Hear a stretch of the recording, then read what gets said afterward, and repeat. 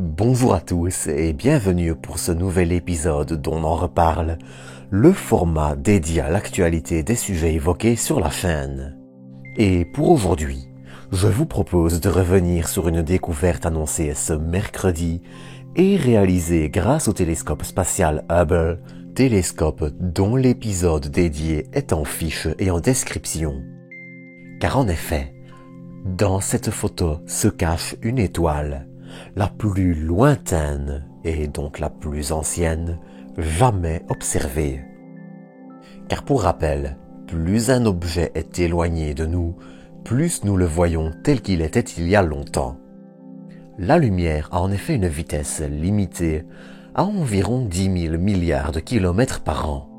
Et pour mesurer ces grandes distances, on parle alors d'années-lumière, soit la distance parcourue par la lumière en une année. Eh bien, cette étoile, nommée Earendel, étoile du matin en ancien anglais, est située à quelques 12,9 milliards d'années-lumière de nous. Cela signifie tout simplement qu'elle fait partie des premières populations d'étoiles, alors que l'univers n'était âgé que de 900 millions d'années. Or, ces étoiles primitives, qui étaient alors privées de plusieurs composés chimiques qu'elles allaient plus tard créer en explosant en supernova, sont une mine d'or d'informations pour comprendre les premiers âges de l'univers, l'évolution des galaxies, des générations d'étoiles et bien d'autres. Cette observation a été rendue possible grâce à un phénomène assez particulier que l'on nomme lentille gravitationnelle. Alors notez ici que je simplifie grandement la chose, mais une lentille gravitationnelle est un phénomène à la fois complexe et simple. Simple, car la force gravitationnelle d'un objet a un impact sur la lumière également. C'est d'ailleurs pour cette même raison que trop proche d'un trou noir, elle sera aussi capturée par lui, mais passons. Ainsi, si vous avez la Terre, un petit objet comme une étoile, et au centre un objet massif comme un amas de galaxies, l'amas de galaxies va agir comme une lentille avec l'étoile et l'amplifier vu de la Terre.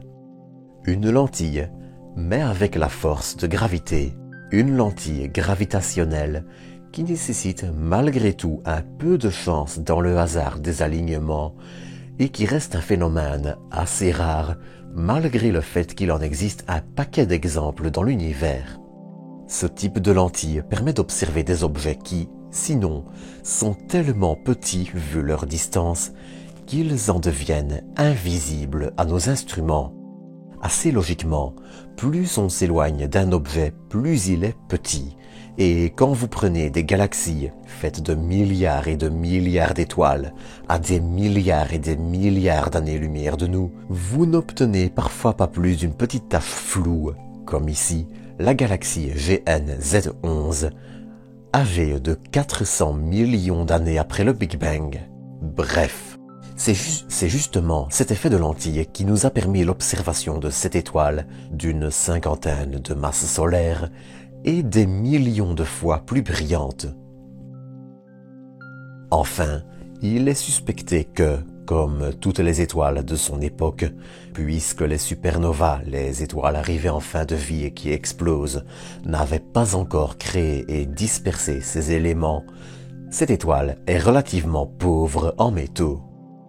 Mais j'ai déjà parlé de cet aspect dans les épisodes sur web, dont le lien de la playlist sera aussi en description. Pour terminer, elle sera surtout une cible de choix pour le télescope spatial James Webb. Bien que cet alignement soit en effet destiné à disparaître d'ici quelques années, étant donné que l'univers est loin d'être statique, le télescope devrait néanmoins avoir le temps de l'étudier, notamment ses composants.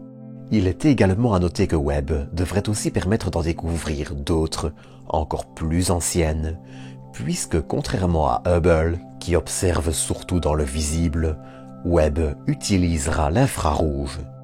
Et comme la lumière des objets se décale vers le rouge au fur et à mesure de leur éloignement, ce sera un point crucial. Enfin, l'étoile est également située dans un amas, lui aussi détecté grâce à cette même lentille. Et c'est donc ici que je vais terminer ce petit épisode spécial. Comme d'habitude, j'espère que vous l'aurez apprécié et je vous donne rendez-vous dans quelques jours. D'ici là, prenez soin de vous, prenez soin des autres et à très bientôt pour de nouvelles doses d'espace.